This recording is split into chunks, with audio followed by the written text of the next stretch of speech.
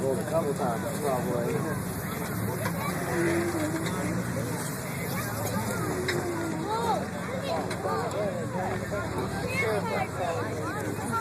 Hell yeah. Sure, it's like, what now? What now? I can do it.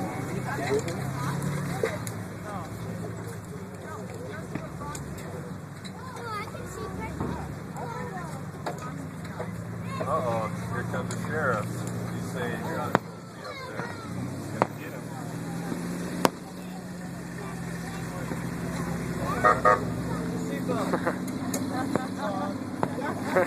Uh-huh.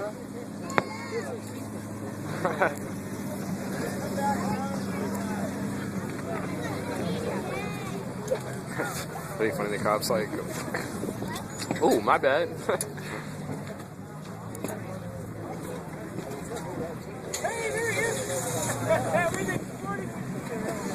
Why not?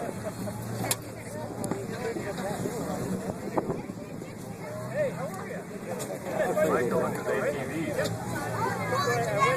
Grandpa.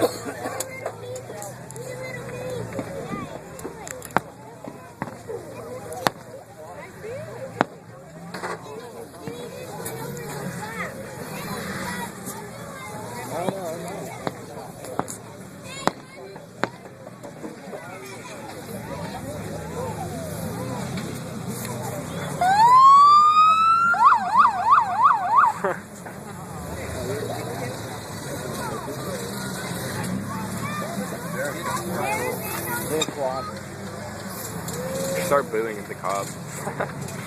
Back it up, Michael.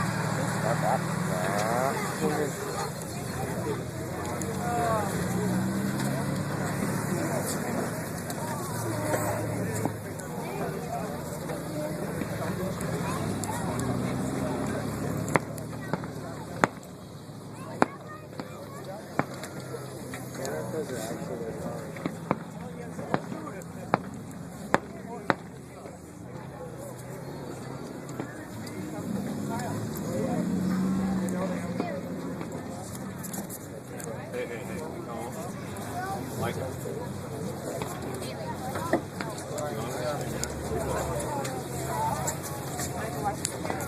Here comes the sheriff.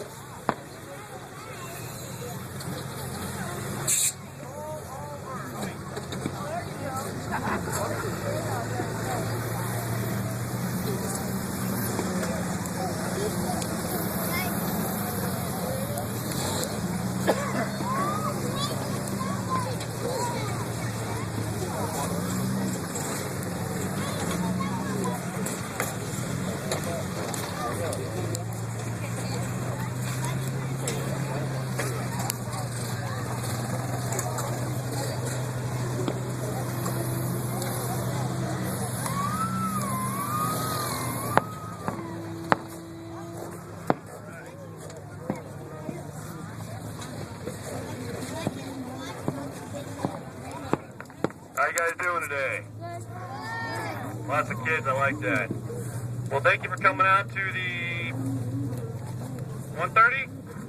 I don't even know. 130 off-highway vehicle demonstration. Is it 130? Close enough. Okay. It's been a long weekend. Okay.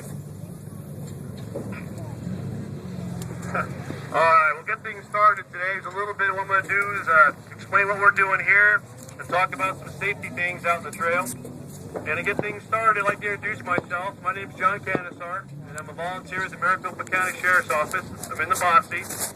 And my day job, I own an off-road fabrication shop.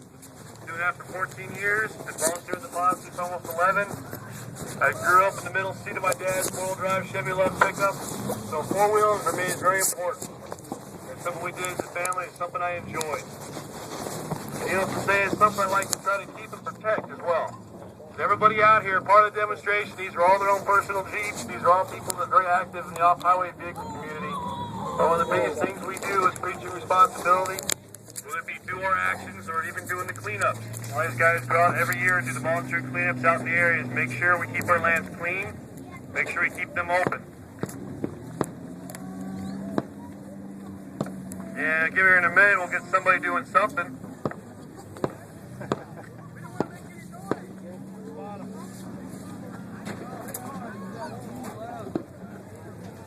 We got Lance's coming over in his yellow Jeep, and as you can tell, oh, he's beat on it a few times here and there. Needless to say, it is highly modified. He's got about everything you could possibly think of that came on a Jeep. He tore it off. So that's all one-ton running gear, long arm kit, custom coil, shocks, gears. But he's prepared for what he does. He knows he's going to go out and intentionally do some four-wheeling. And I'm sure most of us here, show of hands, you go out in the backcountry for some reason, right? Hunters, fishers, hikers, off-roaders, doesn't matter. We all go in the backcountry. So some of the lessons I'll talk about today pertain to all of us. Him being prepared, got the roll cage, which has been used. He's got the harnesses, because he does like to roll over on occasion. He's got the improved seats, do the helmet, which I like to emphasize, especially if you guys on the ATVs, the motorcycles, and quads. If you're under the age of 18, it's a law. Make sure your kids are wearing helmets. It shouldn't have to be a law, because a helmet can be the difference between a bad day or a horrible day. And I also like to point out the fire extinguisher. Every vehicle should have one of those, and I'll get to the reason why later. The first aid kit. Now, these guys are pretty prepared. They have all their rigs built for what they do. I'd like to take a little bit and talk about the folks that go out for the little weekend getaway. We've all done it. Friends come in from out of town. It's a beautiful weekend. You want to head to the high country. And that's usually where things go wrong. Not people not being prepared. I'm sure you guys have heard it. Make sure you take your blanket, your food, your water. It is so important. Especially if you guys have kids. It never fails. The fastest, easy way for a good day to get ruined. Daddy, daddy, daddy. The little one petted a scorpion. Good day, one bad. Twisted ankle. The vehicle breaks. Next to you guys, you're stuck out there. Alright? And I love cell phones, but you can't rely upon them. So something I try to encourage, take a backpack. You know what? You stuff it full of some emergency food, some candy bars, a couple bottles of water, some first aid gear. You know, it's stuff like Benadryl, ibuprofen, aspirin. Right? Make sure you take this stuff with you all the time. Every time you go out, take it with you. I know what it's like. You got your family four-wheel drive, you got groceries, soccer, football. The stuff goes out, you get to put it in. You do something like this, take it with you.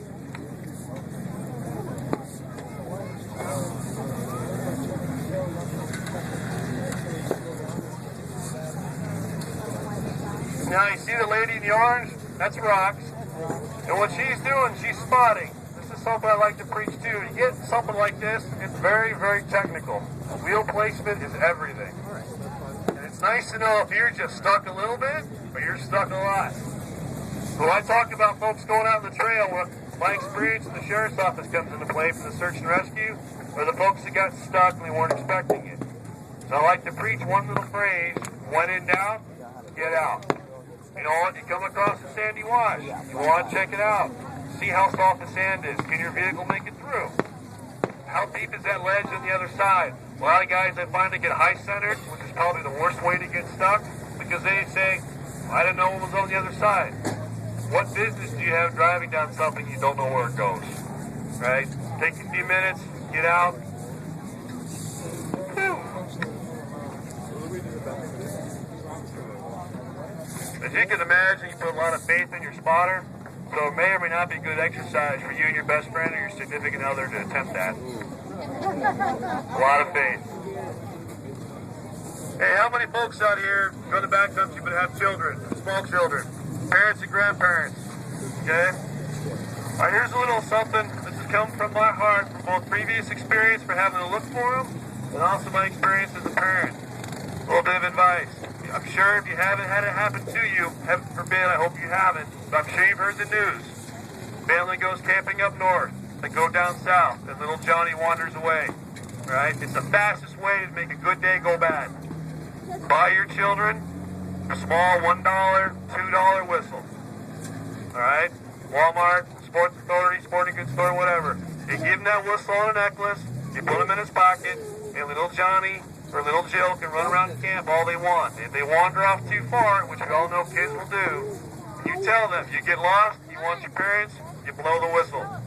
Right? If they get lost, they blow that whistle. The human voice can only carry so far.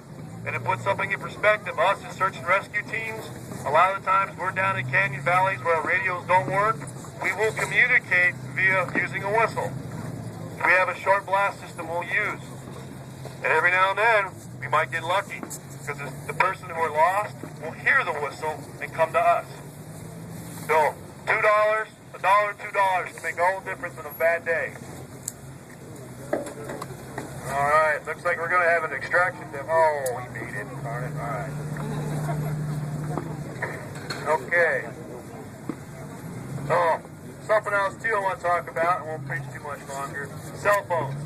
I love them and I hate them. I love cell phones because it makes it easier. If you get lost, you can call home, tell somebody you're stuck, or call for help. But I hate them because people tend to rely upon them too easy. They tend to forget about calling and telling somebody where they're going before they leave. No one's going to look for you if they don't know where you are. They don't know when you're supposed to get back.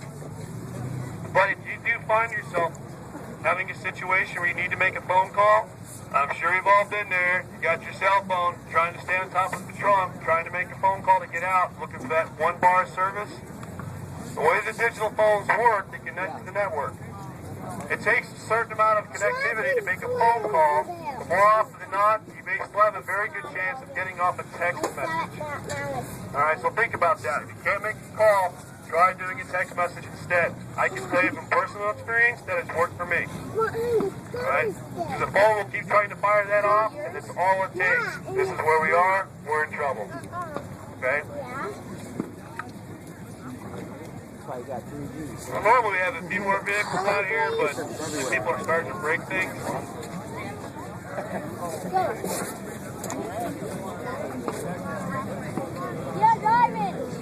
Hey, do I have any questions from the crowd?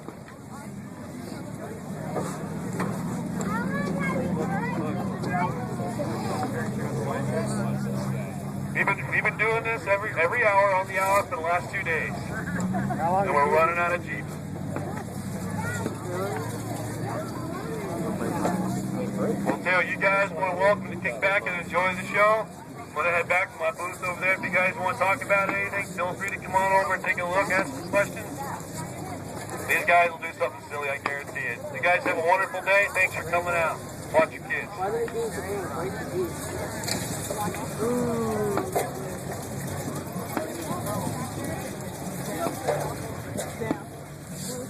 This motherfucker's just stuck.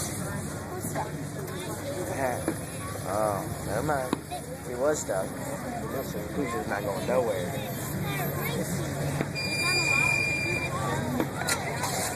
As he backs into the sheriff. Huh? I said as he backs into the sheriff on accident.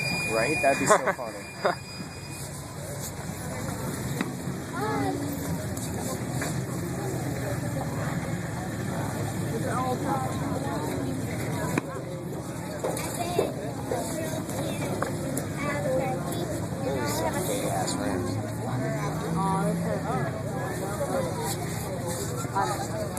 That shit's so funny. What is it?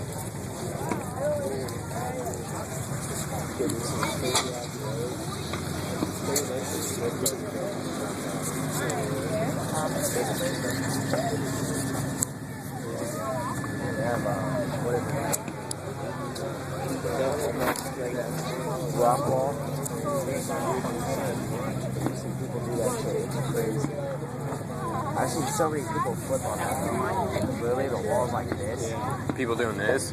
You seen people flip doing this? I'm sure. So many people flip that shit. Yeah.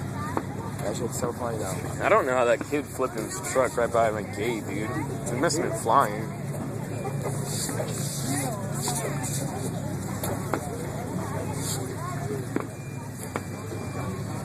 Yeah, dude, did Joe tell you about that?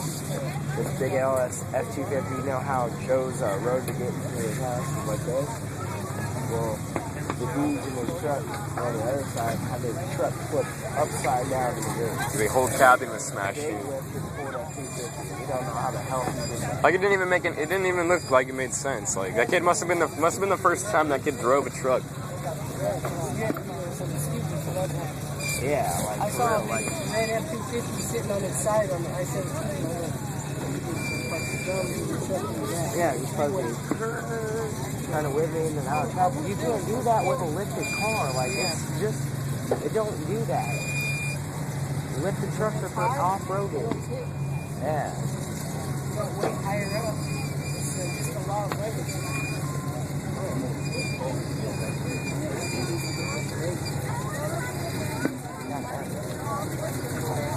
Too badass.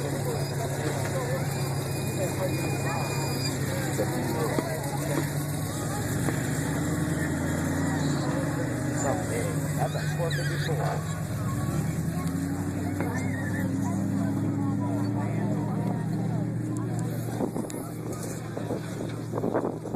This guy's just caring. This guy's just like,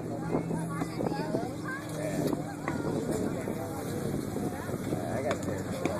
This guy's trying to want to be doing shit. Yeah, he's got two nice of a fucking nice paint job and shit. Like, you can't do that kind of shit.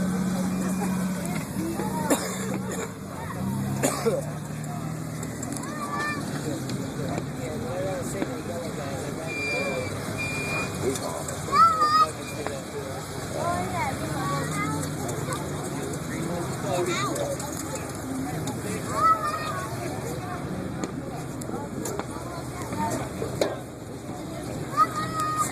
That's the crazy shit. Yeah, like what I'm saying, something like that.